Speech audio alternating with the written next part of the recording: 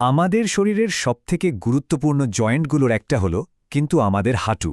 আর আমরা কিন্তু অনেকেই টের পাই না কখন যে এটা নীরবে সাইলেন্টলি খারাপ হতে শুরু করে। এর প্রথম লক্ষণগুলো এতটাই সাধারণ যে আমরা প্রায়ই সেগুলো খেয়ালই করি না। এই প্রশ্নটা কিন্তু আমাদের অনেকের মাথাতেই ঘোরে, তাই না?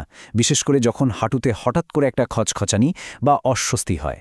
এই শুরুতেই লক্ষণগুলো যদি জানা থাকে, তাহলে কিন্তু ভবিষ্যতের একটা বড়সড় সমস্যা থেকে বাঁচা সম্ভব। আচ্ছা, তাহলে চলুন জেনে নেওয়া যাক সেই সব প্রথম সিগন্যালগুলো কি যেগুলো আমাদের বডি কিন্তু অনেক আগে থেকেই দিতে থাকে।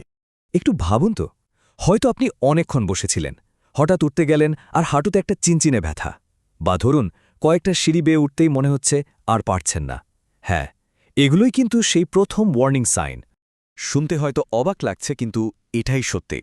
এই যে ছোট ছোট ব্যথা, এগুলোকেই যদি আমরা পাত্তা না দিই, তাহলেই কিন্তু একসময় গিয়ে বিষয়টা নি রিপ্লেসমেন্টের মতো বড় একটা অপারেশনের দিকে গড়াতে পারে।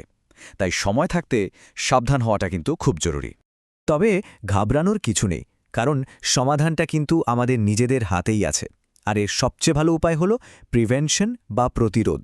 কয়েকটা সহজ নিয়ম মানলেই কিন্তু আপনার হাঁটু বছরের পর বছর ধরে একদম ফিট থাকবে।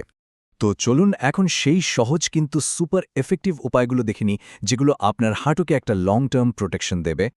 দেখুন, আমাদের হাঁটুকে ভালো রাখার জন্য মূলত ৩টে জিনিস মাথায় রাখতে হবে। এগুলোকে বলতে পারেন ৩টা পিলার।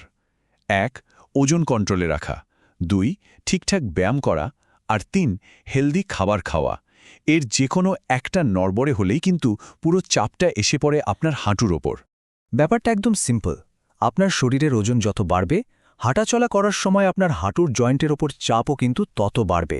এই বাড়তি চাপটা ঠিক একটা গাড়ির টায়ারের ওপর বেশি লোড দেওয়ার মতো, যা আস্তে আস্তে কার্টিলেজ ওই নরম প্যাডটাকে ঘষে ঘষে শেষ করে দেয়। আর ব্যায়াম মানেই যে আপনাকে জিমে গিয়ে খুব ভারী ওজন তুলতে হবে, তা কিন্তু একদমই না। রোজকার হাঁটা, সাইকেল চালানো বা সাঁতারের মতো হালকা ব্যায়ামই কিন্তু যথেষ্ট। এগুলো কি করে? এগুলো হাঁটুর চারপাশের মাসলগুলোকে শক্তিশালী করে তোলে, যা আপনার জয়েন্টের জন্য একটা ন্যাচারাল ব্রেসের মতো কাজ করে, প্রাকৃতিকভাবেই সাপোর্ট দেয়। আচ্ছা, শুধু ব্যায়াম বা ডায়েটই কিন্তু সব না। আমাদের রোজকার কিছু ছোট ছোট অভ্যাস যদি আমরা একটু বদলে ফেলি, তাহলে কিন্তু হাঁটুর স্বাস্থ্যে একটা বড়সড় পরিবর্তন আনা সম্ভব। এই ব্যাপারটা কিন্তু খুব ইন্টারেস্টিং, কারণ এটা আমাদের খুব সাধারণ কিছু ভুলের কথা মনে করিয়ে দেয়। দেখুন, আমরা অনেকেই কিন্তু দীর্ঘ সময় ধরে মেঝেতে হাঁটু ভাঁজ করে বা বাবু হয়ে বসে থাকি। এই অভ্যাসগুলো হয়তো অল্প সময়ের জন্য ঠিক আছে, কিন্তু রোজ রোজ করলে হাঁটুর ওপর সাংঘাতিক চাপ পড়ে। এর বদলে যদি আমরা চেয়ার ব্যবহার করি বা বসার সময় পশ্চারটা ঠিক রাখি, সেটা কিন্তু অনেক বেশি হেলদি। আমাদের হাঁটুর জয়েন্টের ভেতরে না এক ধরনের লিকুইড বা তরল থাকে, যেটা জয়েন্টকে সহজে নড়াচড়া করতে সাহায্য করে। ব্যাপারটা অনেকটা মেশিনে তেল দেওয়ার মতো। আমরা যদি যথেষ্ট পরিমাণে জল খাই, তাহলে ওই তরলটার ঘনত্ব ঠিকঠাক থাকে, আর হাঁটুও একদম স্মুথলি কাজ করে। এবার তাহলে আসা যাক আমাদের খাবারের থালার দিকে। চলুন দেখি এমন কি খাবার আছে যা আমাদের হাড় আর জয়েন্টকে ভেতর থেকে পুষ্টি দিয়ে আরও মজবুত করে তুলতে পারে।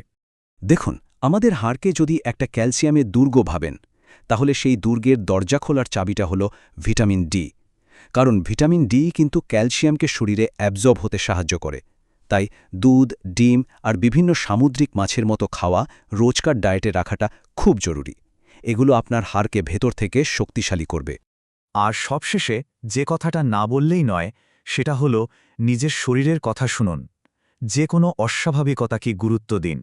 ধরুন আপনার হাঁটুতে একটা নাছোড় বান্দা ব্যথা লেগেই আছে, বা জয়েন্টের চারপাশটা ফুলে যাচ্ছে, কিংবা হাঁটার সময় বা হাঁটু ভাঁজ করতে গেলে কটকট করে শব্দ হচ্ছে।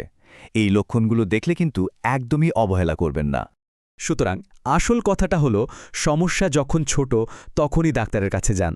এতে কি হবে? শুরুতেই যদি চিকিৎসা শুরু করা যায়, তাহলে ভবিষ্যতের অনেক বড় জটিলতা কিন্তু সহজেই এড়ানো সম্ভব। এই কথাটা সবসময় মনে রাখবেন।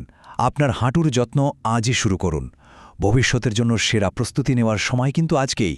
তাই আর দেরি না করে আজ থেকেই আপনার হাঁটুর খেয়াল রাখতে শুরু করুন।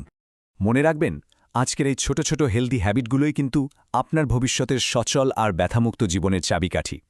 এই সামান্য পরিবর্তনগুলোই আপনাকে নি রিপ্লেসমেন্টের মতো একটা বড় সার্জারি থেকে অনেক অনেক দূরে রাখতে পারে।